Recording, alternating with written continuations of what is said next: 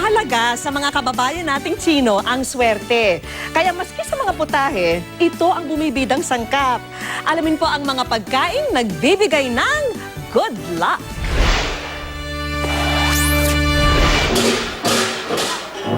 Tuwing sasapit ang Chinese New Year, hindi mawawala sa listahan ng mga pasyalan ang Binondo. Tinaguri ang oldest Chinatown sa buong mundo. Ito rin ang naging Central Business District ng Maynila noon. Dahil dito makikita ang mayamang kultura ng pinagsamang lahi ng Pinoy at Chino. Oh, akala niyo si Chun-Li, no? Nope! This is Li Chun, ang kapatid ni Chun-Li. Pupuntahan natin ngayon ang mga sikat na kainan dito sa Binondo. Ay, naku po, alam niyo po ba na bukod sa masasarap ang mga ito, may dala pa daw swerte. Di hubulin na natin ang swerte. Let's go! Kuya, makikisakay. Halika na. Oh, tulungan mo ako. Hindi ko kaya. Uy, dali. Halika na.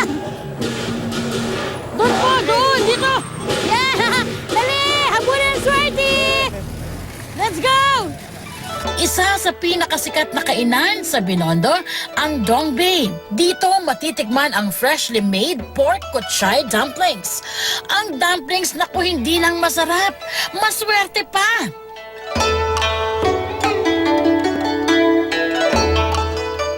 Noong araw ang pera, hindi tulad ngayong papel. Noong araw talaga may simbol. Ang aksyan ng time, ang pera is iba lang simbol-simbol. Kaya yun ang tawag natin. Araw-araw, 10 kilong giniling na karne, 6 na kilong garlic chives o kutchay, at 15 kilong harina ang ginagamit sa paggawa ng dumplings. Ang may-ari ng resto, dating taga Dongbei sa China, ang lugar kung saan sikat na sikat ang kutchay dumplings. Okay, eto na. Busy-busy na. Nakatakbo na ako mula doon sa may Binondo Landmark. Nandito ako ngayon sa Dongbei Dumplings. So itong ginagawa namin, paano ba ito ate? Ano ba yung proseso na gagawin natin muna? Una, magro-roll muna tayo ng dough. Dough! Di ba yung kutchay, yung ano ba yung itsura ng dibs ito? Chives. Chives! Spell! C-H C-H? I-V-E-S. Chives. Chives. Okay, pero bago muna, ang ginagawa kasi namin muna, pinaflat namin itong parang squid balls or fish ball. Yes. Ano ba sangkap nito? Ano lang yan? Flour and water. Flour o floor? Flour. Flour. Bakit siya naging bilog? Imamassage mo siya ng imamassage. Tapos, eto yung kalalabasan. Okay, ito pa, yung dough. Ito yung ginagawang dough. tinapay. Yes. Sige, tapos? Ngayon, imamasahe mo siya ulit. Okay, ang galing siguro ito magmasahe. Patry nga ate. Okay. Tapos masama sa hihimok sa likod. Ang lambot naman. Ganyan po? Opo. Kailangang imasa, irolyo, at hiwain sa maliit na piraso ang dough. Pagkatapos, kailangan itong pitpitin. Okay, so mula dito, iro-roll na, ipa-flatten na daw. May technique pala sila, hindi lang basta-basta iro-roll mong ganyan. Kailangan nakahawak siya. Pangit pala pagka ganyan, dapat pala nakahawak. Tapos yung niro-roll mong niro-roll mong kahoy. Look at this. Oh, isa pa ha. Tapos hawakan dito. Yun. Ito po, continuous yung pag-roll niya. Ganyan ka lang. Apo. Tapos ito, hawak mo lang. Yan, iniikot mo tong isa. Yay! Tapos, lagi mo lang nalagyan ng harina para Hindi magdikit. hindi magdikit. Pwede nang ilagay ang kutchay filling.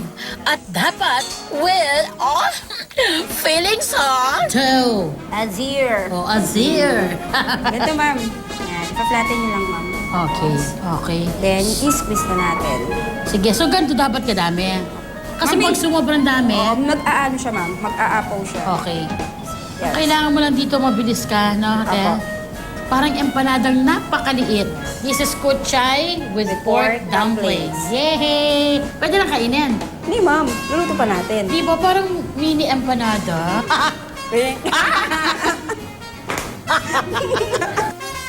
Matapos pakuluan ng 5 minuto, pwede nang lantakan ang pork kutchay dumplings. Mabibili ito sa halagang 150 pesos for 14 pieces. Hintay mo dumpling. Two, that's here! Thank you. Ito po kasi pinakuloan lang nila ng 5 minutes. Pwede na. Naglalaway ako!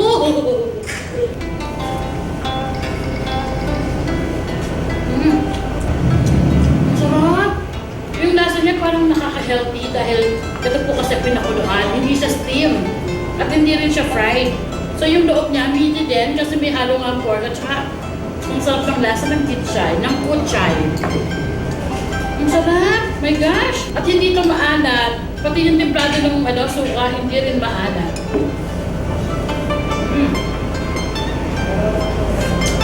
Kaya pala yung umu-order dito, kahit ito lang yung order nila, walang kanin, walang iba pa. As in, ito lang. Kasi mabigat na rin siya sa tiyan. Pero ang lasa niya, sobrang nakaka-healthy. I want more! Dumpling pa more! Oh!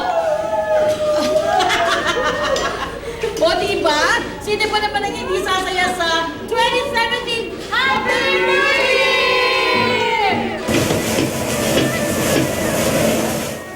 Kung wish nyo naman ang magkaroon ng mahabang buhay, heto ang pagkain na simbolo ng long life, ang pansit. Mahaba ang long night. Tapos containing ng containing. Yun lang. Tapos also ang medyo maliki-liki din. Ayan. Kaya ang sim mo, ang long night. Kaya ang tintawan mo din dito, pang anytime kung happy birthday, yan talaga may isang ang delicious ang kakain kasama na. Also sa New Year's, yan, biro niya sama. Ay, ito, ang long night ang sim mo. Bahaba. Eto na, pampahaba ng buhay. Alam niya na kung ano Tama kuya? Mickey Bihon. Naku, lulutuan tayo ni kuya. Ilang taon na po kayong nagluluto ng Mickey Bihon? Kanina lang po. Kanina lang. Ilang taon na kayo nagluluto ng Mickey Bihon? Na? Mga 10 years na, kaya palang haba ng buhay nyo. Pero yung mga bias, hindi masyadong mahaba, Okay, sige po, lutuin na natin. Game, alright, let's do this. Pampahaba ng buhay. Woo! Igisa ang giniwang baboy sa bawang at sibuyas. Idagdag ang kikiam at kaunting tubig. Timplahan ng toyo at oyster sauce. Pag kumulo, ilagay ang Mickey noodles, bihon at mga sahog na gulay tulad ng repolyo at carrots.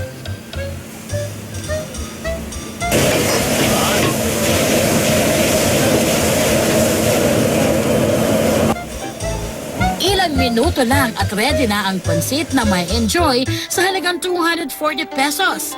Good for 3 to 4 na ito, Bago kumain ng pansit, isang tradisyon muna ang isi-share ko sa inyo. Eto, na-witness ko to nung pumunta ako ng Singapore. Naghanda sila ng pansit nila sa isang table. Tapos sama-sama sila, tinutos nila ng ganito yung kanilang pansit. The higher daw, the better. Ang pinaniniwalaan nila, this is for prosperity, for health, for good luck. Basta lahat, parang umpisa ng pampaswerte ng taon. So, guys, happy! Gawin din natin, di ba? Gaya-gaya tayo. Okay, Happy New Year! Okay, mas mataas yung akin. Yay! Matapos gawin ang prosperity toss, kainan na. Ito na, ready?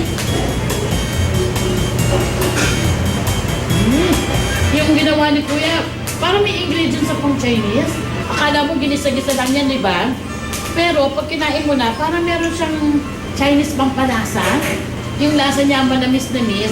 At buti na lang yung mga gulay niya. Hindi overcooked. Tapos with kikiam pa. Sobrang yung lasa. Ang sarap.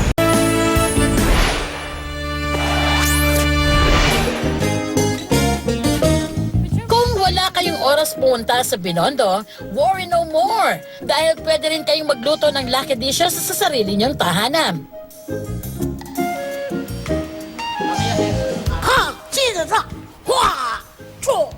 Diba? Talagang fighting scene na talaga kami ni Chef. Gusto niyo ba na maghanda kayo ng mga swerteng pagkain sa Year of the Rooster? Kaya, magana, gana ka. Okay, nako, guys, ang good news ay, eto hindi po namin ipagkakait na sa inyo ha. The good news is, ituturo po sa atin yan ni Chef Robert Tan. Ni hao, ma? Ni hao, Ni hao. May. Meron ka bang dalang inihaw? Hindi, pero steamed ang gagawin natin ngayon. Wow! Anong pangalan po, Chef, ng steam? Ito ang gagawin natin ay ang steamed fish fillet with minced pork and tauchu. Wow, what is tauchu? Fermented bean paste yan. Ito yun, parang tomato sauce. Ay, maanghang yan. Maanghang na maalat-alat. Oo, parang siyang sauce ng spaghetti, no? Pero pag inamoy mo po, parang amoy tausi. Para sa steamed fish recipe, kailangan ng steamed tilapia, luya, bawang, sibuyas, pork giniling, tauchu sauce na mabibili sa grocery, siling labuyo, toyo, asukal, at mantika. Paano po ba gagawin, Chef? Napakadali lang. So, meron tayong ating tilapia na fish. Lalagyan lamang natin siya ng ginger and isi-steam natin siya. So, lalagyan na natin siya sa steamer. Okay. So, yan, pwedeng kahit mga ating kawali lang. Pampaalis ng lansa ng ating fish. Yung ginger. Yes, oo. Okay. Tapos paglagay natin sa kanya, maghintay lamang tayo ng mga 15 to 20 minutes. Siyempre, magdedepend tayo sa laki ng ating isda. Pag nag-steam ka ba, paano mo masisigurado na pantay or equal yung luto ng isda? Make sure lang na kunyari, kung marami kang sahog dyan, huwag mo tatakpan masyado yung fish para maganda yung ikot ng steam natin dyan. Pero kahit na hindi mo baligtaran, Hindi na, pwede na yun. Oo. Pantay na yung pagluluto. Yes. Okay. Yung bangs, paano pantayin yung bangs? Sa salon na natin mapapagawa yan. Parang Ayan. naririnig ko na. Ayan, so after mga 15 minutes, ready na ang ating fish. Ayan, isa-set aside muna natin siya dahil lulutuin na natin ang ating sauce. Para magawa ang sauce, igisa ang sibuyas, bawang at pork giniling. Para magawa ang sauce, igisa ang sibuyas, bawang at pork giniling. Kapag luto na ang giniling, ilagay ang tauchu sauce, timplahan ng toyo at asukal. Ibuhos sa steamed fish at ibudbod ang chopped siling labuyo. Heto na ang steamed fish in minced pork tauchu.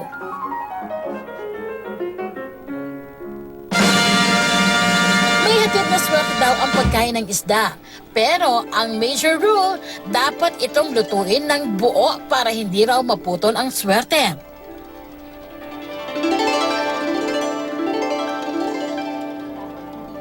Okay, laitsa. Laitya, laitya. Laitsia, oh. Ibig sabihin po, kain po tayo. Lasang Chinese. Chinese na Chinese.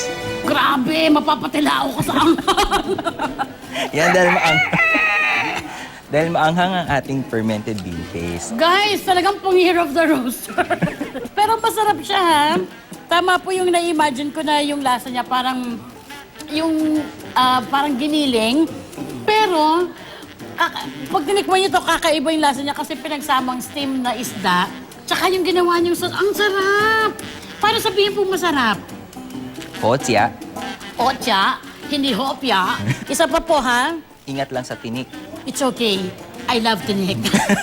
Dati ko akong pusa bago naging baboy.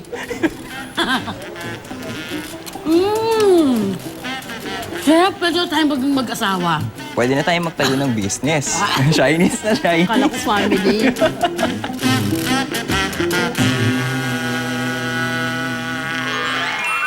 Ang susunod na dish, food for good health, ang nati okra.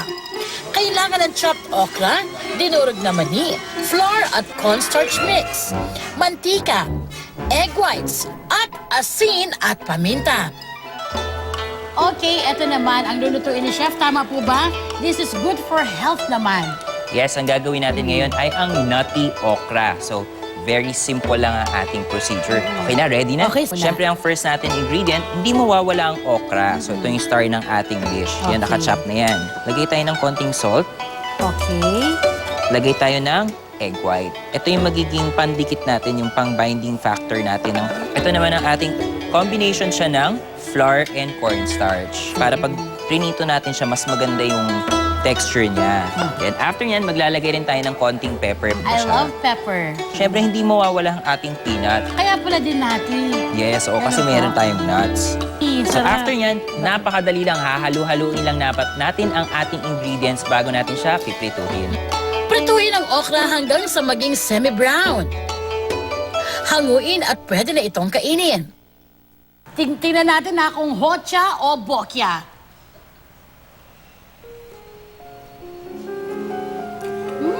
Ang sarap. Surprising, hindi masarap. Try mo naman ngayon ng may ketchup kung mas masarap. Yun lang.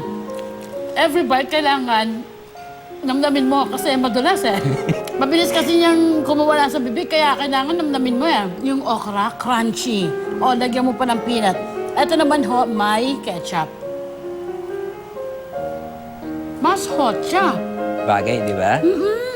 Ang nakapagpasarap pa dito, aside from crunchy yung okra, yung nuts. And, trivia po, si Chef Robert, ayaw na ayaw niya ng okra. Ngayon, please, sabay tayo. Eto na lang, kuha tayo ng maliit lang. Cheers! Ano? Sarap. Crunchy. Yung totoo. Tapos tamang-tama, ang dulas ng feeling pag kinakain mo eh. Parang gusto na malunok agad. Oh. Gusto na malunok agad ang mamadali. And for dessert, bibigyan natin ng bagong twist ang famous Chinese delicacy, ang tikoy. Ang mga sangkap, hiniwang keso, rice wrapper, sesame seeds, brown cinnamon, at sliced tikoy. Etong gagawin namin yung pangatlong gagawin ay ang tikoy with A twist. A twist Yan, again. So, Chef, ano po yung mga kailangan po natin? Kailangan natin ng rice wrapper. So yan, dry yan. So ang una nating gagawin, isosoak natin siya sa hot water. Okay. So, hindi Yan. ito yung ordinaryong pambalot ng lumpia. Ay, hindi. Okay. Ito yung ginagamit natin sa mga Vietnamese spring roll. So after nyan, pwede na natin ilagay ang ating tikoy. Para may kakaibang twist din, lagyan natin ng cheese para masarap. Wow, with Yan, tapos cheese. i-roll na natin siya parang lumpia lang. Ayan. Oh, hindi to parang placemat ha, pero ganito yung itsura niya, oh. Yes, gawa siya sa rice. Gawa sa rice, bigas. Matapos balutan ng keso at tikoy sa rice wrapper, i-deep fry na ito sa loob ng 5 minuto. Yay! Luto na! Ang bilis, di ba? Sandali lang, di ba? Crispy na. Yay! Okay, sige. So next, ang gagawin natin, lalagyan pa natin siya ng flavor, i-coat pa natin siya. So meron tayong ditong brown sugar and cinnamon. Yan, Oh. magkakahalo na yan. Akala ko isi-sprinkle lang, so iro-roll pala. Oo, kasi huwag Sugar. masyado maraming cinnamon. Ayan. Parang naglaro lang sa lupa eh. Ito na pa ang sarap ng tikoy with ice cream and chocolate syrup on top. Naku, kompletong-kompleto na ang sarap. Ayoko pong ako lang tumikim ha, dapat course, sabay dalawa tayo. tayo, Yes. ayan. Pero kakamayin ko to. And ang gusto ko dun sa may ice cream part, grabe, biruin mo, simpleng tikoy. Look at this, Chef. Cheers.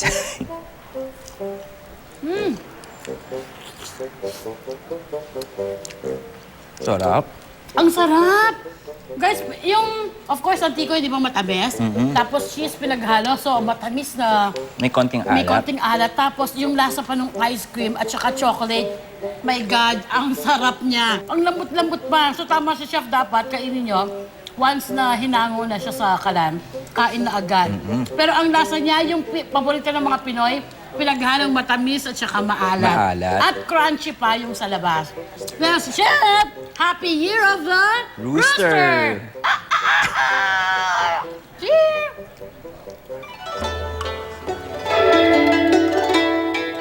Sa pagbisita sa Binondo, hindi ka lang mabubusog sa kainan. Busog ka rin sa tradisyon, kultura at kasaysayan. Dayuhan man ang kulturang Chino, malapit ito sa puso nating mga Pilipino.